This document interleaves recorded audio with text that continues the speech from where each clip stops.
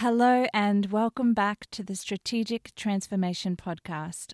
I'm your host, Rosie Loos, clinical psychologist, mindset and performance coach. This is a Legacy Library episode, a synthesis of Ikigai, Giving Everyday Meaning and Joy by Yukari Mitsuhashi and Mel Robbins' The Let Them Theory. You've excavated your strengths and values. You've started experimenting with curiosity. And a new quiet question might be forming. Is this it? Is this what I'm meant to be doing right now? This is not about a lack of ideas. It's about a search for significance. After decades where your purpose was loud, clear, and woven into the needs of others, the new silence can feel disorientating. The old voices of the inner saboteur pipe up. The martyr whispers, "Shouldn't this be enough?" And the imposter asks, who are you to want more out of the life you've had? Your children are healthy and happy and pursuing their dreams. That should be enough. Today we're answering that quiet question, not with a grand, pressure-filled mission, but with a gentle, profound philosophy. We're moving from the Western idea of purpose as a single, world-changing goal to the authentic Japanese concept of Ikigai. Your personal, everyday reason for being. And we're pairing it with the essential emotional boundary that lets you live it, the let them theory. In this synthesis, you'll get two things from two very different sources. Yukari Mitsuhashi's book, Ikigai. You'll get the meaning lens. Forget the four-circle Venn diagram. True Ikigai is found in the small, personal joys and engagements that make your life feel worth living. Your morning walk, mastering a recipe, deep conversations. It's about savoring your world, not changing the world. But in order to savor your world, you need to stop managing everyone else's. That's where the freedom boundary comes in.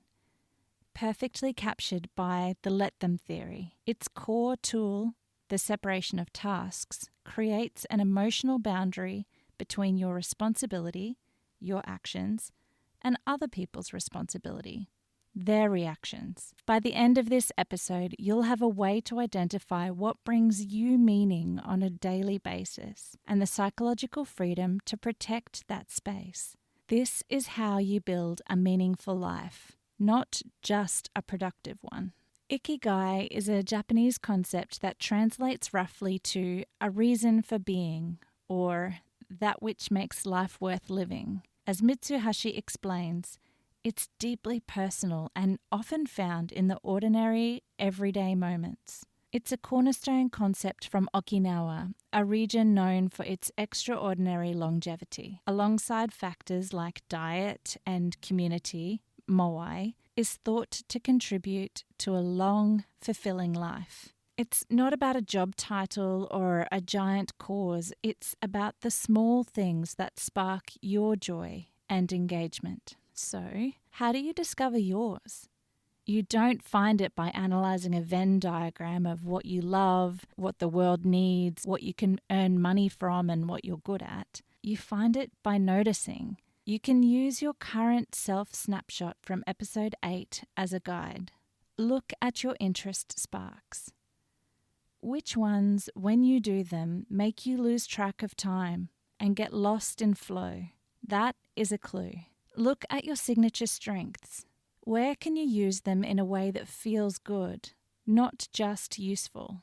Using your strength of appreciation of beauty to arrange flowers or using your love of learning to dive into local history are examples of these. Look at your core values. What small daily actions would make you feel like you are living those values? If you value connection, your Ikigai might be regular phone calls and catch-ups with friends. Your Ikigai might be a quiet hour with your journal and a great coffee. The meticulous care of your garden, watching the flowers bloom or the seasons change. A regular hike where you can really pay attention to the world around you. The process of learning to play a song on an instrument. Now, this is a radical reframe. Your purpose in this next chapter doesn't have to be a project. It can be a practice. It's the collection of small things that make you feel alive, connected, and truly like you. For mothers, this reframe is especially liberating. For so long, our purpose was visceral and immediate. Keep them alive, nurture them, manage the ecosystem of the home. That purpose had a clear expiration date, the launching of our children into their own adult lives. It's no wonder we're wired to look for the next big, loud, demanding project. We equate significant with sacrificial. But true Ikigai invites us into a new paradigm. What if significance is found in savoring rather than sacrificing? What if your reason to get up in the morning isn't a to-do list for others, but the quiet anticipation of that first sip of tea on the balcony or the feel of soil as you repot a plant? This isn't selfish, it's sustainable. It's how we refill a vessel that we've poured from for decades. By anchoring our days in these small personal joys, we build a new identity, not from what we do for others, but from what we experience as ourselves. Now, let's say you identify with the potential Ikigai practice. This is where the saboteurs and the outside world often crash the party. That's just a hobby. You shouldn't be monetizing that. Isn't that a little self-indulgent? This is where let them theory, grounded in the Adlerian psychology of separation of tasks, becomes your essential protection. Another really interesting book on this topic is called The Courage to be Disliked. I'll link it in the show notes. The mantra is simple. Let them. Let them think it's small. Let them not understand. Let them be disappointed. This is not indifference, it's the ultimate emotional boundary. You draw a line between your task, your actions, your efforts, your integrity, your thoughts, and showing up for your Ikigai practice. Their task is their feelings, their opinions, and their reactions. When guilt whispers, people will think I'm wasting time and money. That is, you're trying to manage their task, their feelings.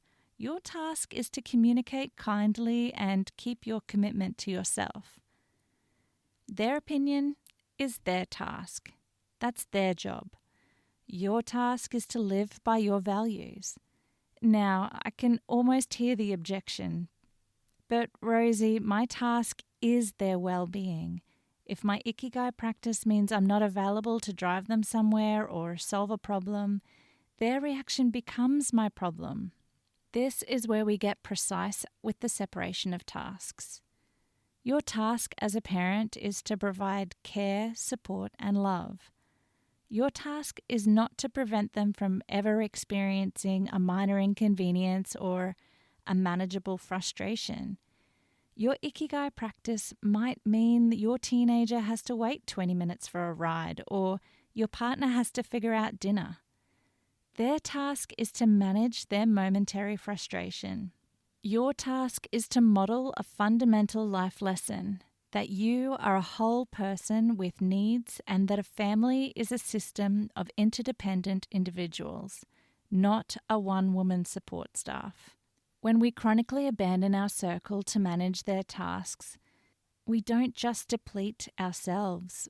We teach them that our needs are negotiable and their comfort is paramount. Protecting your Ikigai practice is, therefore, an act of love for yourself and for the healthier family dynamic you are building. This adjustment from managing reactions to honoring your own needs is how you finally get off the permanent emotional on-call shift that drains a mother's energy more than any other physical task. In my coaching, I compare emotional energy to money, a finite resource. Investing it in trying to control others' thoughts is like gambling it away on a slot machine. You have zero control. The only internal world you can wisely invest in is your own. Let them is a mantra that stops the emotional gambling and returns your energy into your own account. Now, I won't pretend this is easy. After years, decades probably, where your core responsibility was their physical and emotional well-being, this separation of tasks can feel really unnatural, even scary. But it is a necessary and loving evolution, the gradual handing back of their own emotional world to them so you can finally fully tend to your own. So, how do we weave these two strands, the gentle discovery of meaning and the firm boundary of emotional freedom, into your daily life? We move from theory to a gentle kind of rhythm. Think of it as not as adding another to-do, but as a beginning to listen to your days differently and to protect what you hear. It starts with just noticing. Once a week, maybe with a cup of tea on a Sunday evening, just open your current self snapshot. Glance over your interest sparks and signature strengths.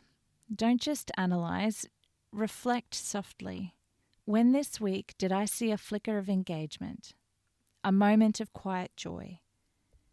It might have been 10 minutes lost in a book, the satisfaction of fixing something, a real moment of connection with a friend. From that reflection, you might sense a small invitation for the coming week. Not a goal, an invitation. Like, this week, I'd like to invite the Ikigai of my morning coffee in the garden. No phone, just noticing. Then, before you step into that practice, take a moment to draw your circle. Literally, if it helps. But on a note card or in your notes, just write 2 headings, inside the circle and outside the circle.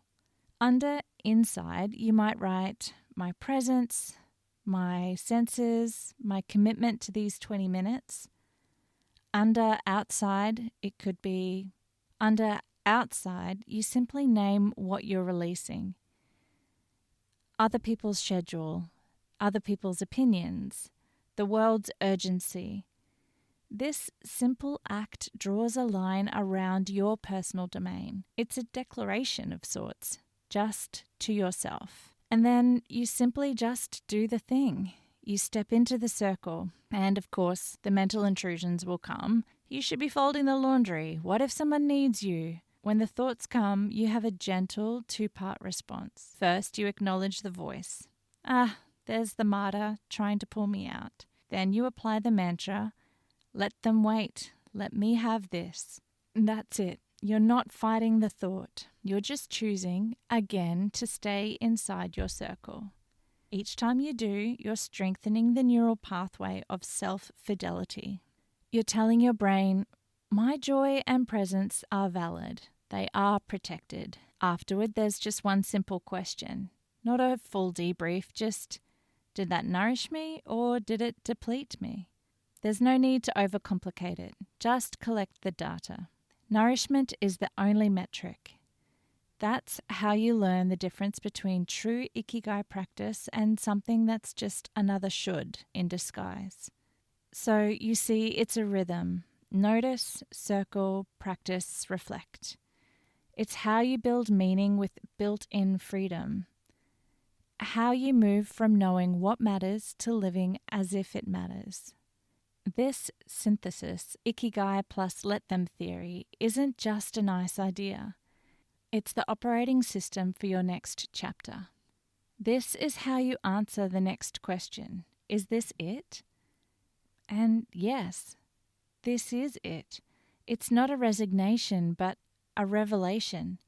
Meaning isn't a distant summit you must gruelingly climb toward. It's the quality of attention and intention you bring to your ordinary path you're already on. You're not failing if your Ikigai is a perfectly brewed cup of tea outside on the veranda. You are succeeding at the most important task of this life stage. Learning to receive joy from your own existence. independent of your utility to others. So let's crystallize this legacy library synthesis. The meaning lens from Mitsuhashi's Ikigai, your reason for being, is found in small personal practices that spark engagement and joy. It's a daily practice, not a grand project. Use your snapshot to discover candidates. The freedom boundary from Mel Robbins' Let Them theory is protect your Ikigai with a clear emotional boundary. Your task is your action and integrity.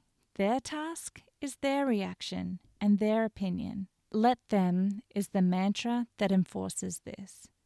The centered Ikigai rhythm integrates them through a practice of noticing, circling, practicing, and reflecting. This is how you build meaning with built-in freedom. Your mission this week is to run one complete cycle of the centered Ikigai rhythm. Spend 5 minutes with your snapshot. Choose one small Ikigai candidate for the week. A 15-minute walk with no podcast, just noticing. So use the mantra when your mind intrudes. Ask yourself, did that nourish me or deplete me? And that's it. You're not building a business or saving the world. You are recalibrating your instrument, yourself, to be able to hear and heed its own notes of joy again. This is the foundational work of legacy, because legacy is not just what you leave behind. It's the depth and fullness you cultivate in your own experience while you're here. To your legacy.